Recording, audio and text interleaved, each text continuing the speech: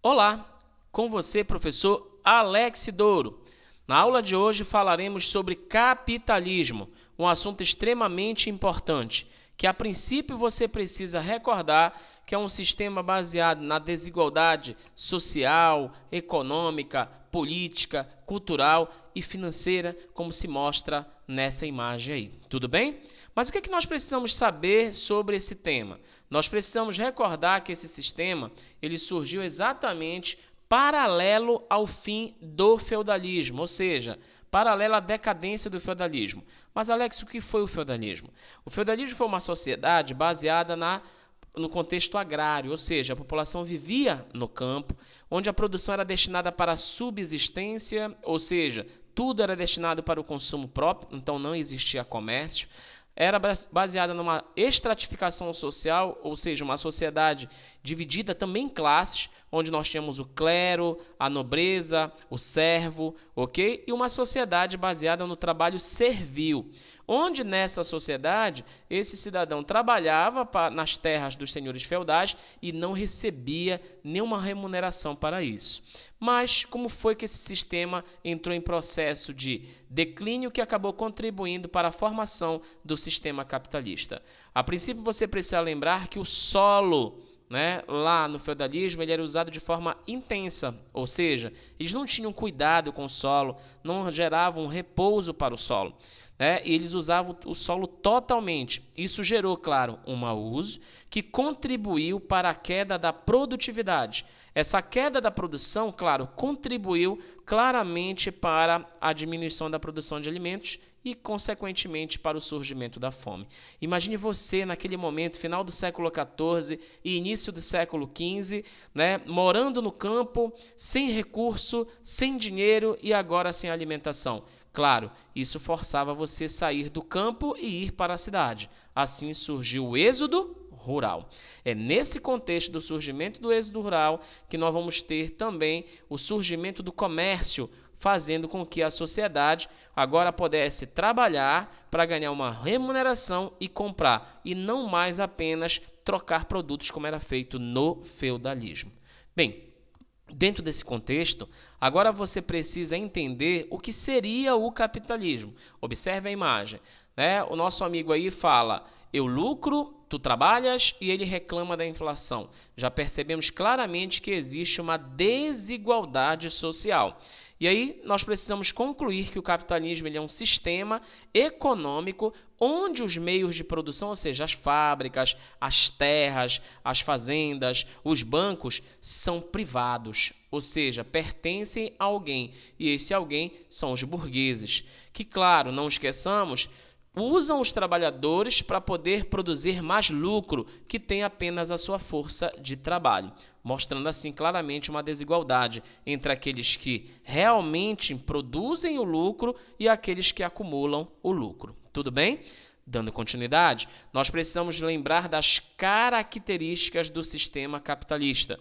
Não esqueça que esse capitalismo ele se baseia claramente na concorrência muito comum, às vezes na nossa família, às vezes é comum na nossa comunidade, onde às vezes nós estudamos e, claro, em todo qualquer ambiente social que, claro, viva sob o sistema capitalista. Infelizmente, nós temos grandes concorrências que acabam gerando desigualdades, onde sempre terão alguns que vão se sobressair, vão vencer em detrimento de outros, que acabam perdendo numa possível concorrência. Tudo bem? Outra característica muito comum do capitalismo é a propriedade privada. Como eu falei para você anteriormente, aqui em cima, os meios de produção, ou seja, fábricas, terras e etc., eles pertencem a alguém que são os burgueses. E, claro, o que é mais comum de se falar no sistema capitalista, que é um sistema econômico baseado no lucro. Ou seja, tudo que é feito no capitalismo tem um fim, que é gerar capital, gerar lucro, gerar rentabilidade. Ok? E agora nós precisamos entender quais são as etapas ou fases do sistema capitalista. Você precisa lembrar que o sistema capitalista ele possui 4 fases. A primeira fase chama-se de capitalismo comercial. A segunda fase chama-se de capitalismo industrial. A terceira fase capitalista é conhecida como capitalismo financeiro. E a quarta fase, que é o que nós estamos vivenciando atualmente, é conhecida como capitalismo informacional. Vamos entender cada uma delas a partir desse momento. Falando de capitalismo, agora nós vamos ter que falar de capitalismo comercial. Não esqueça que esse capitalismo comercial, claro, o próprio nome já induz a sua definição, era baseado na troca comercial, ou seja, não era o escambo que antes você trocava um produto por outro produto. Agora não, você vai ter uma troca comercial cujo objetivo principal é o lucro. É nesse contexto que você vai ter a origem da DIT, a Divisão Internacional do Trabalho.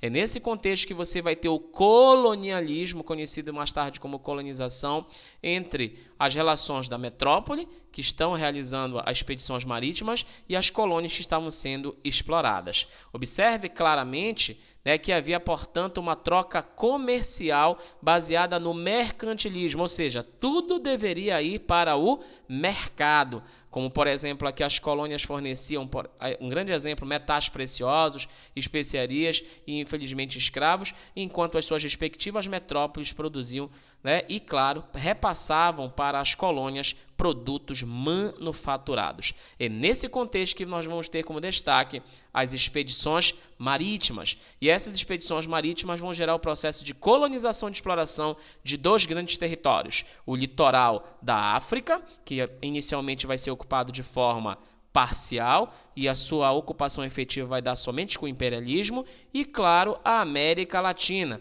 onde você vai ter o processo de colonização de diversos territórios, em especial o Brasil, que foi uma colônia portuguesa. Bem, uma outra fase do sistema capitalista é o capitalismo industrial. Esse vai ser marcado pela evolução das máquinas, a consolidação da Divisão Internacional do Trabalho, que as metrópoles agora estão passando por um processo de revolução industrial, e enquanto as colônias ainda continuam sendo exploradas naquele momento. Lembrando que elas vão passar para as metrópoles produtos primários, agrícolas, minerais e, claro, combustíveis fósseis, enquanto as metrópoles vão passar a produzir e passar para elas os produtos industrializados, já que estava surgindo a industrialização mundial. É por isso que você precisa lembrar da política liberal. É aqui que você vai ter a consolidação da concorrência, da lei do mercado, onde você, quanto mais procura, quanto mais demanda, você deverá ter mais oferta. E, claro, é nesse momento que você tem a primeira revolução industrial, onde o berço foi a Inglaterra, marcada pelo carvão mineral, onde se destacou a indústria têxtil. Ok? Dando continuidade, é nesse contexto que você vai ter o imperialismo, também conhecido como neocolonialismo. É aqui que nós vamos ter a ocupação efetiva do continente africano e também a ocupação do continente asiático. Assim, nós temos a colonização afro-asiática. Ok? Dando continuidade, nós temos o capitalismo financeiro. Esse é mais contemporâneo ao momento que nós estamos vivendo.